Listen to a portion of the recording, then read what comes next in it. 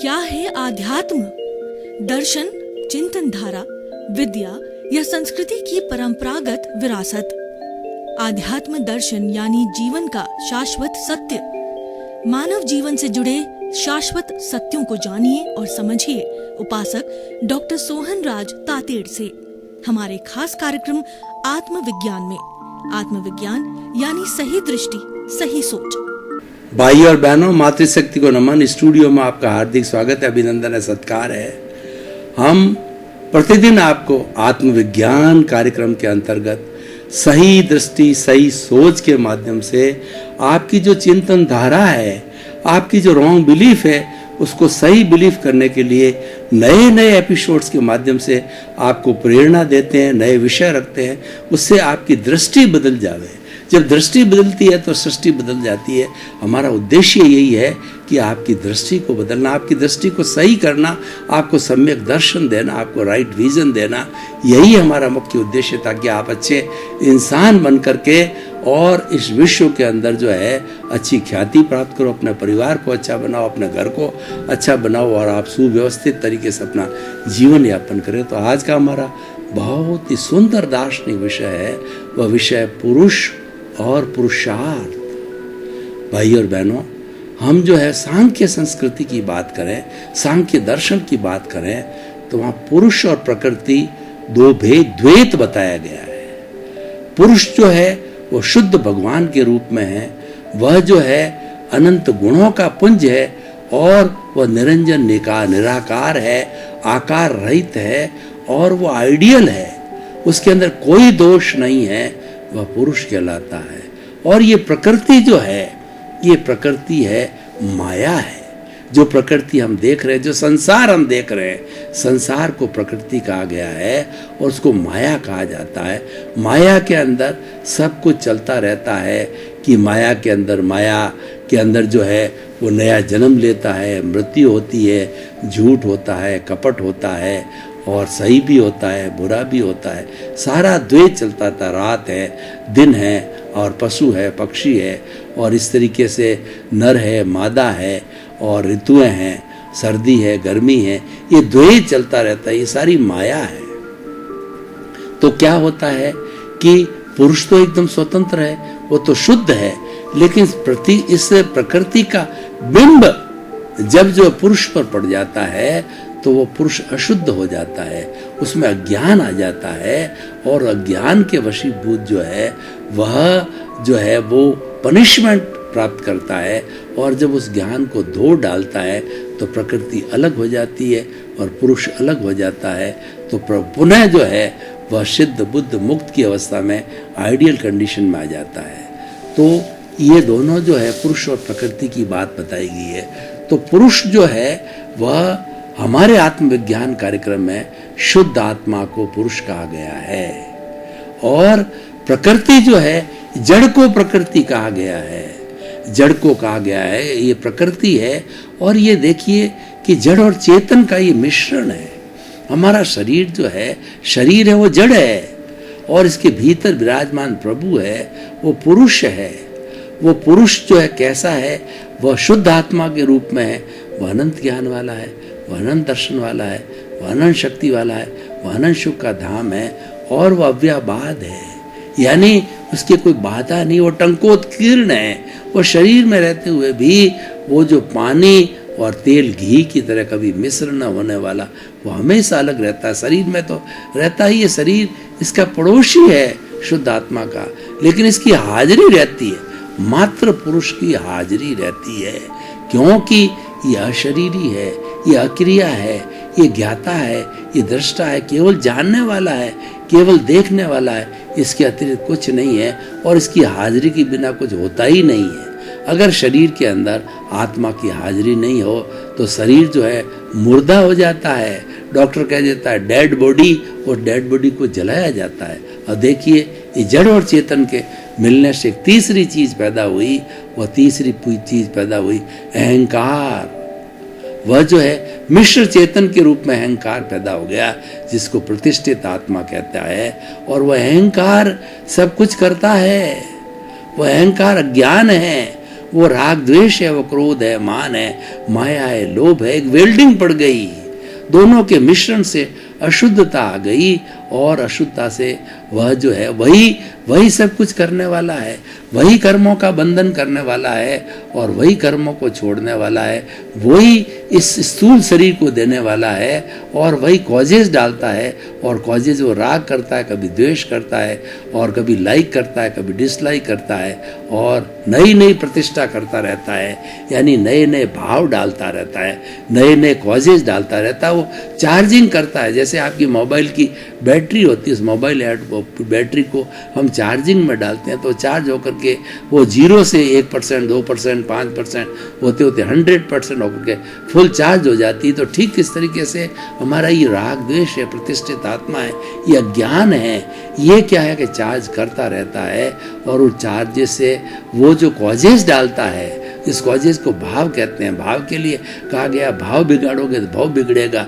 भाव सुधारोगे तो भाव सुधरेगा और जैसा भाव वैसा भाव, यानी हम कॉजेज डाल करके कॉजल बॉडी बनाते हैं। तो आज हमारी जो ये चार्ज प्रतिष्ठित आत्मा है, ये आने वाले समय के अंदर डिस्चार्ज प्रतिष्ठित आत्मा होगी और साथ साथ में चार्जिंग इकट्ठा करती जाएगी, वो आने वाले समय में फिर डिस्चार्ज होगी। तो चार्जिंग एक जन्म में होता है, डिस्चार्ज अलग जन्म में होता है। आज जो डिस्चार्ज हो जाए, पूर्व जन्म के अंदर हमने जो चार्ज किए हुए कर्मों का भाव कर्म के रूप में आज वो द्रव्य कर्म बन के आए हैं और अब द्रव्य कर्म का डिस्चार्ज हो रहा है। और आज जो भाव कर्म बन रहे हैं, यानी भाव कर्म चार्जिंग है और द्रव्य कर्म डिस्चार्ज है। ये क्रम चलता रहता है और ये भव भवांतर में चलता रहता है। हम 84 लाख जीवा योनि में घूमते रहते हैं। तो देखिए, पुरुष और दूसरा पुरुषार्थ। अब ये चीज समझने की है। हर व्यक्ति कहता है कि मैं पुरुषार्थ करूं, जन्म में क्यों आया, पुरुषार्थ करने के लिए आया है। और वो कहता है पुरुषार्थ नहीं करूंगा तो सफलता कैसे मिलेगी। और हमको शिक्षा भी दी जाती है कि जन्म से लगा के मृत्यु तक पुरुषार्थ करते रहो और पुरुषार्थ से ही सफलता है। क्योंकि पुरुष और तो पुरुषार्थ करना ही है, परंतु और व्यक्ति भागा दौड़ी करता रहता, जीवन भर पुरुषार्थ करता है और वह पुरुषार्थ करते करते जो है वह अपना पूरा जीवन समाप्त कर लेता। अब सवाल पुरुषार्थ की परिभाषा को समझना है। देखिए कि ये जो हमको जन्म मिला है, पिछले जन्म के अंदर हमने कॉजेज डाले कहिए या हमने क्वेश्चन पेपर को सॉल्व करके रख दिया है, तो क्वेश्चन पेपर जैसा सॉल्व किया है वह इस जन्म में हमको वो मार्क्स मिलते हैं, हमको परिणाम मिलते हैं। जैसे कोई क्वेश्चन पेपर जो है सॉल्व करने के बाद उसका रिजल्ट आता है, 3rd class, 2nd class, 1st class, merit, कोई भी जैसे होता है वो सारा परिणाम है। तो ये पूरा जीवन हमारा परिणाम है और उस भावों के तहत जो आज द्रव्य कर्म बने हुए हैं, वो द्रव्य कर्म प्रतिष्ठित आत्मा है, वो आज डिस्चार्ज हो रहा है। बैटरी चार्जिंग पिछले जन्म में हुई थी, इस जन्म पूरे जन्म में डिस्चार्ज हो रहा है और डिस्चार्ज में हमारी कोई स्वतंत्रता नहीं है। यानी हमको अतिरिक्त सांस लेने की स्वतंत्रता इस कुदरत के कानून ने नहीं दी है। कुदरत जो 6 द्रव्यों का बना हुआ है, कौन कौन से हैं? जीव है, अजीव है, गति सहायक है, स्थिति सहायक है और समय है और आकाश है। इन 6 द्रव्यों से जो है पूरी यह सृष्टि बनी है, पूरी कुदरत बनी है और कुदरत ही इस जगत का, इस ब्रह्मांड का संचालन करती है और वहीं उसका कानून चलता है। कई लोग इसको द्रव्य क्षेत्र काल भाव भी कहते हैं, कई लोग इसको काल पुरुषार्थ, जो काल और जो है द्रव्य क्षेत्र काल भाव और काल पुरुषार्थ कर्म नियति भी मानते हैं। तो जो भी हो, ये सारा जो है हमारी साइंटिफिक सर्कमस्टेंशियल एविडेंसेस है और वही करता है। वो कह रहा है मैंने किसी को भी कर्ता बनने की, सब्जेक्ट बनने की कोई भी स्वतंत्रता नहीं दी है, परंतु व्यक्ति अपने अज्ञान के कारण अपने आप को कर्ता मानता है कि मैंने किया, घर मैंने बनाया, मैं बड़ा लेखक हूँ, मैं बड़ा जो है नेता हूँ और मैं बड़ा प्रोफेसर हूँ, सीए हूँ, इंजीनियर हूँ और मेरे करोड़ों की संपत्ति है, ये बंगला मेरा है, ये महंगी जो कार मेरी है, ये बेटे मेरे हैं, ये संतान मेरी है और मैं इतने बड़े जो है पद वाला हूँ, इतना प्रतिष्ठे वाला हूँ। तो ये जो कर्ता भाव का व्यक्ति अपने आप में जो कर्ता भाव पैदा किया है, यही मिथ्यात्व है। और यही जो है वो मिथ्या दृष्टि है, यही मोहनीय कर्म है, और यही मिथ्या दर्शन है, यही मिथ्या ज्ञान है। तो हमें इसको तोड़ना है। ये अज्ञान का वेल्डिंग व्यक्ति ने मान लिया, इसको अथॉरिटी कुदरत ने नहीं दी है, लेकिन इसने मान लिया और जीवन भर मान के चलता है कि मैंने किया, मैंने किया, मैंने किया, मैं कर रहा हूँ। और उसके साथ साथ वो उसको पुरुषार्थ मानता है कि मैंने देखो इतनी मेहनत की जब इतना बड़ा बंगला खड़ा हो गया, मैंने मेहनत की जब इतना बड़ा बैंक बैलेंस खड़ा हो गया, मैंने मेहनत की तो इतनी बड़ी ज्वेलरी आ गई, मैं मेहनत करके मंत्री बन गया, मैं पुरुषार्थ करके लेखक बन गया, मैं पुरुषार्थ करके बड़ा महान बन गया। ये उसकी भ्रांति है, ये उसका ज्ञान है, वो करता है ही नहीं। ये तो पूर्व जन्म में जैसे जैसे कॉजेज डाले उसके सब परिणाम हैं। पूरा जीवन एक परिणाम है, और ये कुदरत के कानून के तहत चलता है कि जैसा जैसा उपादान आप पीछे लेकर के आए हो, ये कुदरत आपको उसके अनुरूप जो है संजोग जुटाती है। और परिणाम है कि आपको लेखक बनना था पिछले जन्म में, ऐसे ऐसे आपने भाव डालते गए, कॉजेज डाल गए, लेखक बनने का, इंजीनियर बनने का, सीए बनने का, अच्छी गृहिणी बनने का, धनवान बनने का।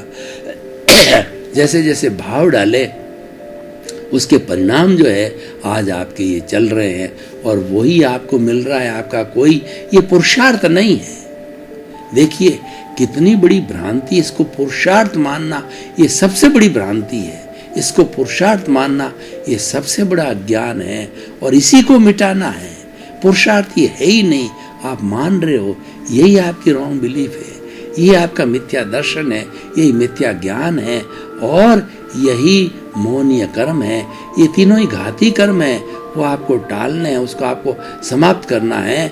आत्मा के साथ के अंदर 3-4 तरह के घाती कर्म होते हैं जो आत्मा की घात करते हैं। ज्ञानावर्णीय कर्म, दर्शनावर्णीय कर्म, मोहनीय कर्म और अंतराय कर्म।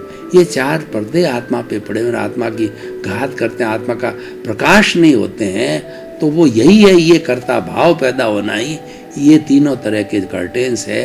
और जब ये समाप्त हो जाता है ज्ञान, या ज्ञान समाप्त होकर ज्ञान में बदल जाता है, अंतराय टूट जाती है, और अंतराय टूटते ही आपको केवल दर्शन होता है, फिर केवल ज्ञान होता है, और केवल ज्ञान के बाद आप सिद्ध बुद्ध मुक्त बनते हो। यही अंतराय टूटना है, केवल दर्शन का होना अंतराय टूटना है। तो भाई और बहनों, इसको हमने पुरुषार्थ मान लिया है, ये पुरुषार्थ है नहीं। तो अब मैं कहना चाहता हूँ पुरुषार्थ क्या है, कि तुम पुरुष हो, पुरुषार्थ करो। पुरुष कौन सा है, कि तुम जो है शुद्ध आत्मा हो, ये इस दृष्टि को डेवलप करो। ये सारा पुरुषार्थ है, वो दृष्टि का पुरुषार्थ है, पुरुषार्थ करने का नहीं है। किया जाता तो वो तो जड़ पदार्थ का है, वो तो इसे जड़ से संबंधित है, ये तो ऑटोमेटिक चल रहा है। ये तो करने वाला मन वचन काया और उससे जुड़ी हुई हर अवस्था से मुक्त ऐसा मैं शुद्ध आत्मा हूँ। और अवस्था मात्र कुदरती रचना है, जिसका कोई बाप भी रचने वाला नहीं है। स्थूल संयोग, सूक्ष्म संयोग, वाणी के संयोग सब पर हैं, पराधीन है। ये ज्ञान मेरे हृदय में संस्थापित रहे, कोई दखो दखल करूं नहीं। हमें शक्ति मांगनी है कि ये चल रहा है, उसमें मुझे ऐसी शक्ति तो मैं दखल नहीं करूं, क्योंकि ये तो प्रकृति है, ये तो अपना काम कर रही है, तो पूर्व जन्म का नियोजित है, ये लेके आया, ये करना पड़ेगा, कोई बदलाव नहीं हो सकता है, ये तो एज इट इज करना पड़ेगा। इसको पुरुषार्थ माना भ्रांति है, अज्ञान है, वेल्डिंग है, और वही आत्मा और शरीर के साथ में पड़ गया, जब जाकर के उस अज्ञान की वजह से ये मिश्र चेतन बना, प्रतिष्ठित आत्मा बनी, और वही सारा खेल खिला रही है, वही कॉजल बॉडी सारा खेल करा रही है। जैसे जैसे भाव पहले डाले थे, वो आज द्रव्य कर्म रूप के अंदर 8 कर्म, तो ज्ञानावर्णीय, दर्शनावर्णीय, वेदनीय, मोहनीय, आयुष्य, नाम, गोत्र, अंतराय, उसकी 148 प्रकृतियों के रूप में ये सारे कार्य हो रहा है। पर ये सब परिणाम है, ये सारा उदय भाव है, ये सारा प्रारब्ध है। इसको पुरुषार्थ मानना भ्रांति है और ये अज्ञान है। तो पुरुषार्थ ये है अपने स्वभाव में रमण करना, पुरुष पुरुष बना रहे, वह प्रकृति के साथ संबंध नहीं जोड़े। अगर आपने प्रकृति के साथ में संबंध जोड़ दिया, अगर आप पुरुष और आपने स्त्री के साथ संबंध जोड़ दिया, तो आप दूषित हो जाओगे, आप बदनाम हो जाओगे और आप पे कलंक लग जाएगा। ये कलंक है, ये जो हमारा ज्ञान है ये कलंक है, क्योंकि हम इसको पुरुषार्थ मान लेते हैं, इसके साथ जुड़ जाते हैं। पुरुष को प्रकृति नारी माना गया, इसके साथ मत जुड़ो, इससे दूर रहो। ये तुम्हें कलंकित करने वाली, तुम्हें दुख में डालने वाली, तुम्हें डुबाने वाली है, 84 लाख जीवा योनि में घुमाने वाली है। इससे दूर रहो और आप तो पुरुष बने हो, पुरुषत्व में रहो। और पुरुषत्व क्या है कि भेद विज्ञान करना, जीव अजीव का भेद जानना। ये जो कुछ कर रहा है ये अजीव है, ये जड़ है, ये और मैं तो चेतन हूँ। चेतन कभी भी अचेतन, जड़ नहीं, जड़ कभी चेतन नहीं हो सकता, चेतन कभी चेतन। मेरी तो हाजिरी है। पिछले जन्म में दूसरा शरीर था और उसने भाव डाले और भाव डाल करके भाव खड़ा किया और उसके भाव के अनुरूप ही आयुष्य कर्म के तहत ये शरीर मिला। उस वक्त मेरी हाजिरी थी और आज इस शरीर के साथ में जो ये शरीर मिला है इसमें भी मेरी हाजिरी है। और अब ये जैसे खोजे डालेगा और प्रतिष्ठित आत्मा जो है अगले के लिए चार्ज करता रहेगा, अगले जन्म में जाकर के वो डिस्चार्ज होगा तो नए शरीर के माध्यम होगा, उसमें भी मेरी हाजिरी थी। यानी अनंत काल से जो जो शरीर धारण हुए हैं उसमें मेरी हाजिरी थी, है और रहेगी केवल हाजिरी, क्योंकि मैं तो अमूर्त हूँ, मैं तो अनंत ज्ञान वाला हूँ, मैं तो अनंत दर्शन वाला हूँ, मैं तो अनंत शक्ति वाला हूँ, मैं तो अनंत सुख का धाम हूँ, मैं अव्याबाद हूँ, मैं मन वचन काया से मुक्त ऐसा शुद्ध आत्मा हूँ। मैं शरीर और शरीर से जुड़ी हुई हर अवस्था से मुक्त ऐसा मैं शुद्ध आत्मा हूँ। मैं ये हूँ ही नहीं, मेरी तो केवल हाजिरी है और वो मेरा स्वभाव है, वो मेरा भेद विज्ञान है, वो जीव अजीव का स्वभाव, जो जीव और अजीव का भेद है वो भेद करना है, ये सबसे बड़ा ज्ञान है और वही सबसे बड़ा पुरुषार्थ है।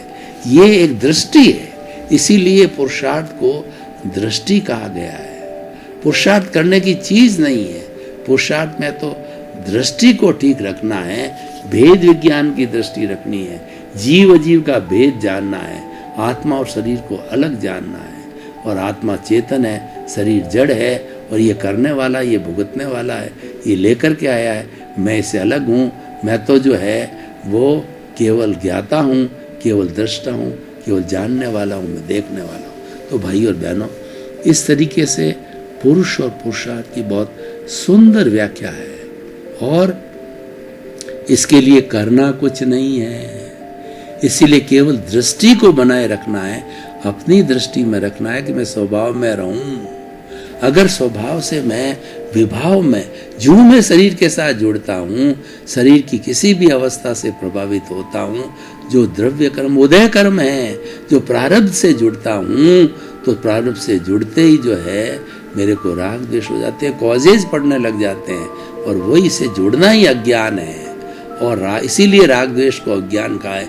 इससे जुड़े नहीं और अज्ञान के साथ जाते ही फिर आप अज्ञानी बन जाओगे।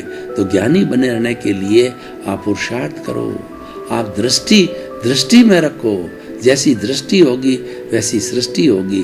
तो सारा जो ये पुरुषार्थ और पुरुष का खेल है ये दृष्टि पर आधारित है और वो दृष्टि जैसे जैसे ठीक रहेगी, नियमित रहेगी, तब तक जो है आपका सब कुछ ठीक चलता रहेगा।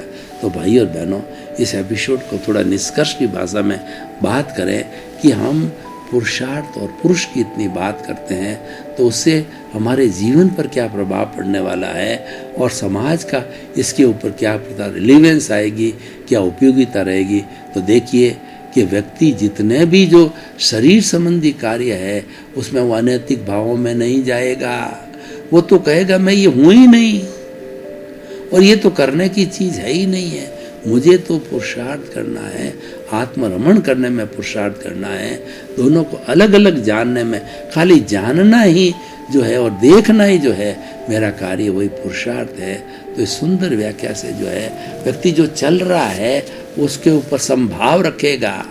अब देखिए कि ये इसकी प्रकृति है, कभी इसको सुख होगा, कभी इसको दुख होगा, तो उसको हम ज्ञाता दृष्टा भाव से देखेंगे कि सोहन राज सुख पा रहा है, सोहन राज दुख पा रहा है, लेकिन मैं तो सोहन राज हूँ ही नहीं, ये तो जड़ है, ये तो इसका काम है, ये भाव डाल के आया था, आज उसका डिस्चार्ज हो रहा है, ये भी उससे बंधा हुआ है, ये भी उसके हाथ की बात नहीं है, जैसा करके आया है वैसा ही उसको फल मिलेगा, और वैसे ही जैसे कॉजेज डाले हुए हैं उसके अनुरूप ही इसको फल मिलने वाला है। तो वो इसका उदय भाव, दृष्टा भाव चलता रहेगा। तो इस तरीके से हम अपने चिंतन को अच्छा रख सकते हैं, बिल्कुल बैलेंस चिंतन रख सकते हैं, और इसे हम अपने भवों की नई कॉज नहीं डाल के, नहीं जुड़ करके, न राग द्वेष पैदा करके, संभाव में रह करके अपने आने वाले भवों की संख्या जो है कम कर सकते हैं। यानी हम जो है पुरुषार्थ करते करते जो है हमारा आत्मा का स्वरूप है उसमें से अपने आप अज्ञान हटता रहेगा।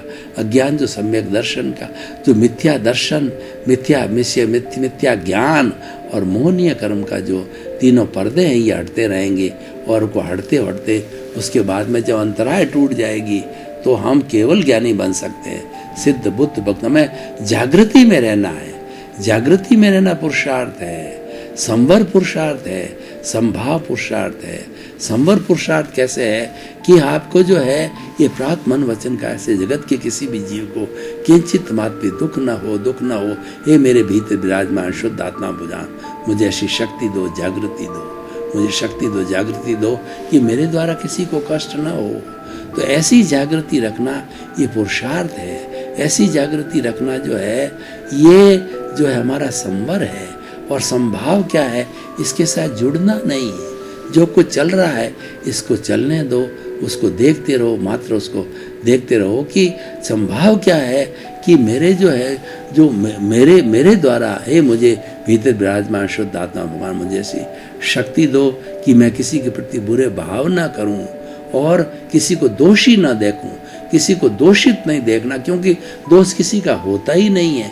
दोष तो मेरा स्वयं का है, जब वो निमित्त बन के मेरे सामने आता है, ये निमित्त और उपादान का रहता है, ये व्यवस्थित शक्ति भेजती है, कुदरत भेजती है, ये संजोग जुटाती है, और वही मेरे को जो है वो भुगतान करवाती है। यानी कोई सुख देने वाला है वह सुख देने के लिए आएगा, दुख देने वाला दुख देगा, मुक्का मारेगा, थप्पड़ मारेगा, गाली देगा, और सुख देने वाला सेवा करने जाएगा, वो हमें भोजन खिलाएगा, हमें चित्त समाधि देगा, तो वैसा करके जाएगा। तो ये सारा कार्य जो है प्रकृति का है, ये सारा कार्य जो है कुदरत का है, तो ये कुदरत ये करती है। तो और हमें तो सिर्फ ज्ञाता दृष्टा भाव के अंदर रहना है, खाली वो देख करके भेद विज्ञान करके, और हमें अपने पुरुष और पुरुषार्थ की जो है परिभाषा को अच्छी तरह से समझना है। तो भाई और बहनों, बहुत ही सुंदर एपिसोड है।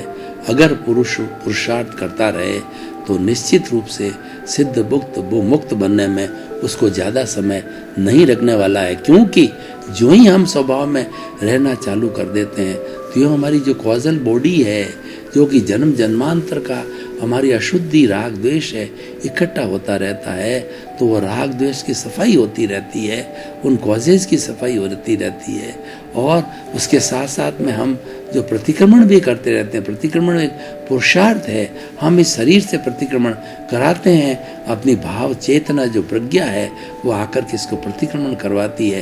किसी के साथ गलत अन्याय हो गया या पहले अन्याय हुआ है तो उन सब से प्रतिक्रमण करो, क्षमा याचना करो कि जितने भी है हमारे जीवों मैंने आपका दिल दुखाया है, आपके साथ दोष किए हैं, आपको दुख किया है।